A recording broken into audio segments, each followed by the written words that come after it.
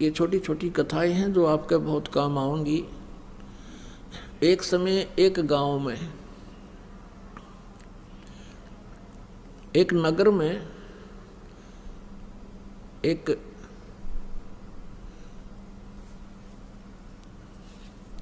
सेठ रहता था और उसने अपने गुरुजी से जो ज्ञान प्राप्त किया था उससे ये पता लग गया था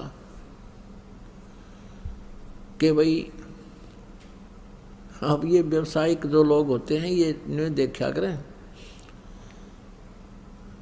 कि भाई कहाँ मुझे लाभ होगा, इन मोक्ष से कोई लेना देना नहीं होता। तो उसने ये पता पूछ लिया अपने गुरुजी से जब सत्संग कर रहे थे। फिर बाद में पूछा कि गुरुजी, यूँ कहते हैं कि जैसे इस जन्म में किसी ने किसी से पैसा ले लिया और वो नहीं दे सका तो अगले जन्म में वो 1000 गुना करके वापस देना पड़ेगा। कहाँ बेटा ऐसा ही होता है। तो उस लाला जी ने क्या कराया, अपना बोर्ड लगा दिया दुकान के आगे कि अभी कर्ज ले जाओ, जिसने कर्जा चाहिए, किसी ने लोन चाहिए ले सकता है, लेकिन अगले जन्म में लूँगा, इस जन्म में लूँ कोई ना। अब ये जो पैसे के पुजारी होते हैं ये इसे इतनी गिरजैन की वृत्ति बताते हैं। एक लाला जी मर गया, यम के दूत पकड़ के ले गए। तो उससे पूछने लगे, भाई तेरे को पहले स्वर्ग में भेजा या नरक में, क्योंकि तेरे इतने पुण्य इतने पाप। नो बोला दोनों के बीच में बिठा दे, नून के भी आओगे गा कर, नरक वाले भी आओगे, दोनों के बीच में बिठा दो मैंने। यानी वहाँ भी अपने बिजनेस पॉइंट व्यू से ही सोचा उसने। तो इसी दृष्टिकोण से उस लाला जी ने अपने गेट पर ये बोर्ड लगा रखा था कि अभी इस जन्म जो कोई लोन लेगा तो अगले जन्म में लूँगा उससे। 2 ठग थे, उन्होंने वो बोर्ड पढ़ लिया। वो चले थे चोरी चारी करने, उन्होंने बोर्ड पढ़ लिया। दोनों बतलाए रही साहब मूर्ख, हमने तो पहली बार देखा, मेंटल तो नहीं है। अब उससे बात करी, भाई लाला जी हमने 200 रुपये कर्ज दे दे। बोला ले ले भाई। वो पक्का करे थे, वो कहने लगे भाई देखा हम तो जल्दी देवांगे, व्यवहार के पक्के आदमी हैं। वो कहने लगा ना भाई मैं तो अगले जन्म में लूँगा। अब उन्होंने फिर पक्का करना, भाई हम तो 6 महीने के भीतर तेरे वापस दे देंगे ब्याज रुपया। वो बोला ये ब्याज लूँगा और अगले जन्म में लूँगा, ना तो जाओ तुम। तो उन्होंने सोचा अच्छा भाई ले अगले जन्म में ले। उन तो ठगना था ही वो। उन दोनों ने अपने 200 रुपये या जैसा भी 100 या 500 लिए और दरे गठड़ी में चल पड़े। आगे वो चलते जा रहे थे। एक गांव के बाहर एक तेली का घर था। पहले तेली होते थे, कोल्लू चला करते थे बैल से, और उसमें सरसों पीड़ा करते थे और तेल बनाते थे। उस तेली के आंगन में कोल्लू लग रहा था। एक बैल तो चल रहा था, कोल्लू चला रहा था। एक वहाँ खड़ा था, पेड़ से बांध रखा था।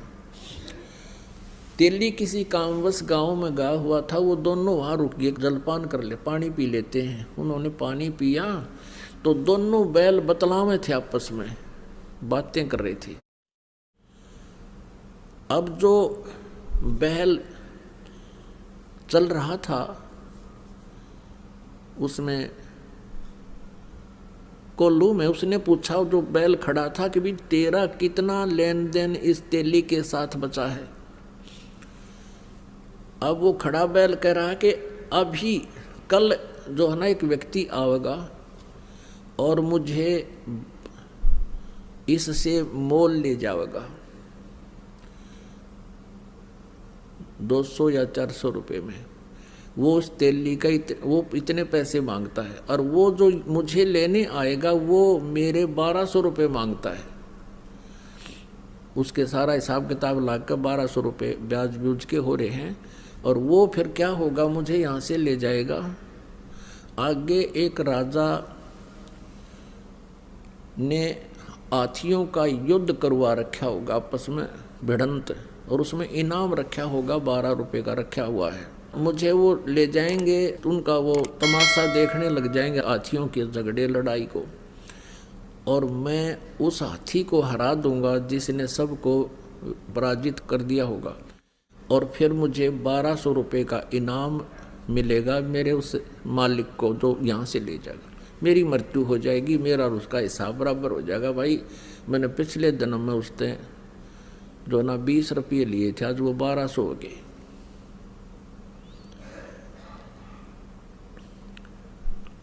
तो उसने फिर पूछा कि भाई जो कोल्लू को चला रहा था उससे पूछा कि तेरा क्या हिसाब किताब है तेली का और तेरा? उसने कहा भी मेरा और इसका हिसाब पूरा होने वाला है और मैं एक घंटे 2 घंटे में मर जाऊंगा। इतने में वो तेली आ गया और उनका कलेजा हिल गया। अकरे तेरा गजब हो, ये बैल बोले, और बैल बोले है तो बस साची ये पाओगी, ये तो अनहोनी है, भगवान ने बुला रहा है इन्हें। तो उनने सोचा भी आज रुकना पड़ेगा यहाँ, और कल देखेंगे यू मरेगा किस टाइम यू बैल, और वो किस टाइम ग्राहक आएगा। तेली आ गया, उनसे पूछा भाई कौन हो, कहाँ से आई हो? उन्होंने बता दिया ऐसे हम जा रहे थे, रास्ते में पानी पीने लग गए। और वो तेली बोला भी कोई बात ना, अब देर हो गई है, शाम रुक जाओ, सुबह जाइए। का अच्छा भाई, वो तो रुकना ही चाह थे। 2 घंटे के बाद वो बैल जो चल रहा था उसकी मृत्यु होगी, जो कोल्लू चला रहा था। अब उन दोनों का दिल धड़क धड़क करने लगा रहे, या तो सच्ची हुई भाई। उधर से अगले दिन सुबह एक व्यक्ति आया और उस तेली से कहने लगा भाई कोई बैल बता मुझे, या तेरे पास होता है बैल दे। अब तेली का ये डर हो गया कि भाई चलता चलता बैल मर गया, कोई बीमारी आ गई पशुओं में, और इसने बेच दे जल्दी तो दूसरे को भी और लाऊंगा कोई। उसने उसके 500 400 100 200 जिसे रुपये मांगे और उसने दे दिए। वो दोनों जने अपनी वहाँ पोटली कटक के बांध गए, उस बैल लेकर गया था उसके साथ साथ चल पड़े। ये और देखेंगे वहाँ पर ये बताए थे इन्होंने कि बैल हाथी को हराएगा। वहाँ क्या हुआ कि वो जाके खड़े हो गए, दंगल लगा हुआ था, हाथी आपस में कुश्ती कर रहे थे, एक हाथी सबको पराजित करता हुआ चल रहा था, और लास्ट में वो अकेला खड़ा हो गया कि और लाओ वे जिसका कोई हाथी हो, घुड़ाओ इसके साथ, ये केसरी हो गया। वो जाकर खड़े होकर तमाशा देखने लग गया। बैल पकड़ रखा था रस्सा हाथ में, वो बैल हाथ से रस्सा छुटा के हाथी की तरफ भाग लिया। लंबे लंबे सींग थे पहने पहने। हाथी ने उसका सूंड मारा, वो सूंड लग गया, सींग फंस गया सूंड में, और हाथी मारा किल की चंगाड़ बाज गया। हाथी का सूंड में दर्द बहुत होया करे। हाथी किलकी मारा, रो और लीद कर, उसने सोची मेरा ने किया गया सिंगाड़ा, हाथी भाग गया। तो वो विजयी हो गया बैल। 1200 रुपये राजा ने इनाम दे दिया। वो 1200 रुपये उनके पास आए, उस बैल वाले के पास, उसी समय बैल की मृत्यु हो गई। अब वो दोनों जने उनके पैरों तले की जमीन खिसकन लगी, क्या तो बूंदी बनेगी, बैल बनना पड़ेगा इस लाला जी का जिसके पैसे ले आए हम। वो दोनों वापस आ गए। अगले दिन 9 के 9 दोनों ने पैसे रख दिए। सेठ जी अपने पैसे पकड़े, ये मारा पर नहीं उठा ही पे।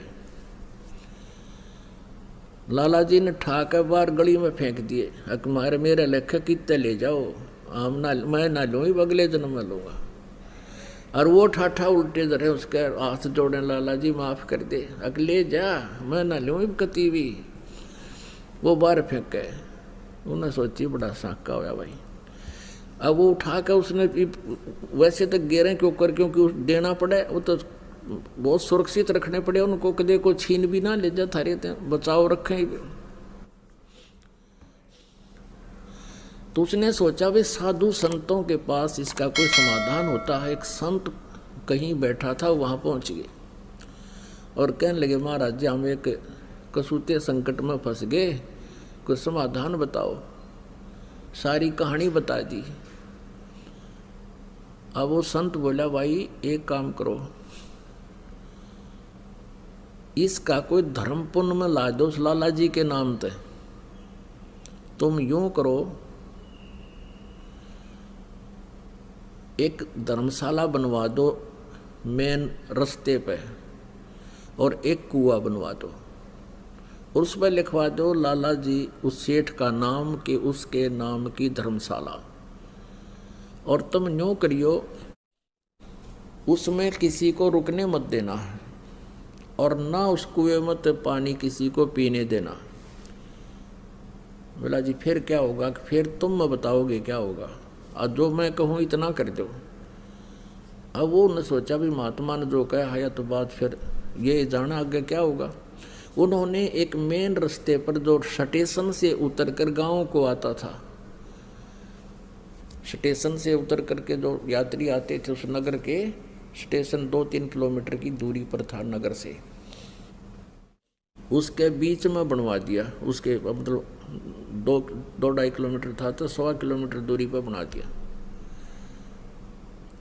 और वो कुआं बना दिया, एक धर्मशाला बना दी, लिख दिया लाला जी का नाम जिस पर उन्होंने लोन लिया था, उधार ली थी।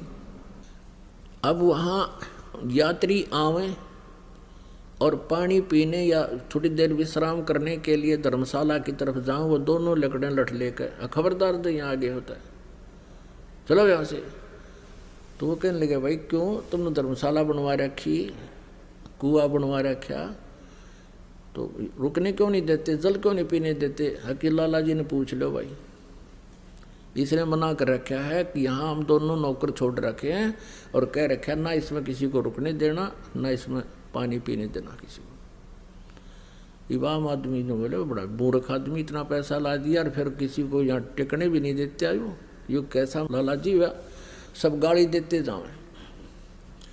एक दिन उसका समधी आ गया, उसके लड़की ब्याह रखी थी, वो समधी भी आया, उसने देखा पढ़ा अको हो तो अपने ही रिश्तेदार का बनवाया हुआ है, और अच्छी मरोड़ सी में पहुंचा, चला उधर को।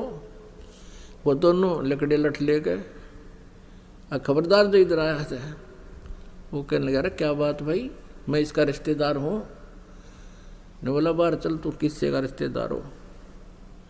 इसने ये कह रखा इस सेठ ने कि इस धर्मशाला में कोई रुक नहीं जा, और इस कुएं से कोई पानी नहीं पी ले, हमारी ड्यूटी ला रखी है।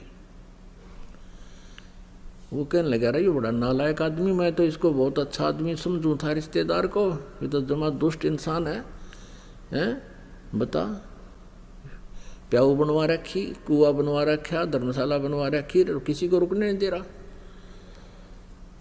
वो आया फिर अपने रिश्तेदार के घर आना ही था उसने, तो उसने उससे कहा, रे तू बड़ा नकम्मा आदमी, क्यों तो इतना पैसा लगावा था, तने वहाँ कितने पैसे लगा रखे, धर्मशाला बनवा रखी, कुआं बनवा रखा, और वो 2 मस्टंडे छोड़ रखे, तन ना पानी पीने देते किसी ने, और ना वहाँ रुकने देते, फिर क्यों इतना पैसा बर्बाद किया, तेरी बुद्धि खराब होगी क्या? अब वो ने सोचा, भाई कौन सा, कहाँ धर्मशाला है, कौन सा कुआं है।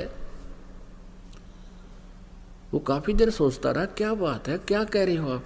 कह के मैं झूठ रहा हूँ, तेरा नाम लिख रखा और तेरे नाम से धर्मशाला बनवा रखी, कुछ लाला जी ने धर्मशाला बनवा रखी है, उसी ने ये कुआं बनवा रखा है, और वहाँ 2 खड़े हैं, वो लठ लिए इन्हों किससे नियाण दें, लाला जी ने कह रखी है। उसने सोची, देखूँ तो कहाँ, वो उस दोनों जने आए, देखे तो वह खड़े सामने लठ ले। वो जान गया कि ये तो भाई मेरी बेइज्जती करवा दी न। तो कहने लगे, भाई तुम क्यों कर पीछा छोड़ो मेरा। वो सेठ बोला, ने बोला, हमारी वो कलम तार दे और कह दे मेरे आए हो लिए। भाई ये 2 जोड़े हाथ, मैंने तुम्हारे अपने लोन ख़त्म कर दिया और मान लिया भाई तेरा, तुम्हारे सारे पैसे आ गए, मेरी बेइज्जती ना करो तुम। तो वो अपना गए और फिर मजदूरी करके अपना गुजारा किया, साधु संतों से उपदेश लिया, भक्ति की, कल्याण करवाया। तो पुण्यात्माओं, ये सत्कर मान लेना, भले ही आपको एक दंत कथा लगे, लेकिन ये आपके हृदय में उतर जानी चाहिए। आज क्या हालत है जीव की। तो इस प्रकार जब अध्यात्म ज्ञान हो जाएगा आपको, आप ये गलती नहीं कर सकते हैं। ये दास देख रहा है, पहले शराब पिया करते थे, ताश खेला करते थे, दुनिया ने लूटा करते थे, 2 के 20 बनाया करते थे, चाहे कोई दूध बेचा था या कोई दुकानदार था, और दूनी बिरान माटी हो रही थी उनकी। और आज वो प्राणी है, किसी का 10 रुपये आ जाते हैं ना, घर दे काम वापस। एक बहन बता रही थी कि मैंने एक लाला जी से कपड़ा लिया, उसने रेट बताया, कम बत्ती करके जो हमारा फाइनल रेट हुआ वो 200 रुपये का हुआ, और मैंने उसको 1000 का नोट दे दिया, उसने मेरे को 1250 रुपये वापस दे दिए, क्यों करके उसका धोखा लगा। तो मैंने उस टाइम तो ध्यान रहा नहीं, और घर आके देखा कि मैं तो इतना का सामान लाई हूँ, इतना पैसा मेरे पास, ये फालतू आ गया सेठ का। अगले दिन गई और उसके वापस पैसे दिए उसने, जितने भी वो फालतू थे, वो उसके मुंह का नहीं देखा है। ए बेटी तू तो देवी उतर रही है, यहाँ तो ठा ले जा, वापस देने की बात दूर से, जब दाव लग जाता कि मैं और भी ठा ले जा लोग, और तू वापस देना आ गई, मेरा तो याद भी ना थे। तो पुण्यात्माओं, इस प्रकार फिर आप के पास किसी का एक नया पैसा भी हजम नहीं हो सकता। आत्मा नहीं मानना आपकी, क्योंकि इसको पता है फिर के दुर्गति होगी और कैसे पूरे करने पड़ेंगे। गधा बन के कुम्हार के घर पे ये प्राणी उसके पूरे करेगा, और फिर कितना कष्ट उसके ऊपर से गुजरेगा वही जाने। तो पुण्यात्माओं, परमात्मा कहते हैं अपनी महिमा बताने के लिए कि तुमने उस दरगाह का मैल नहीं देखा और धर्मराज के तिल तिल का देखा।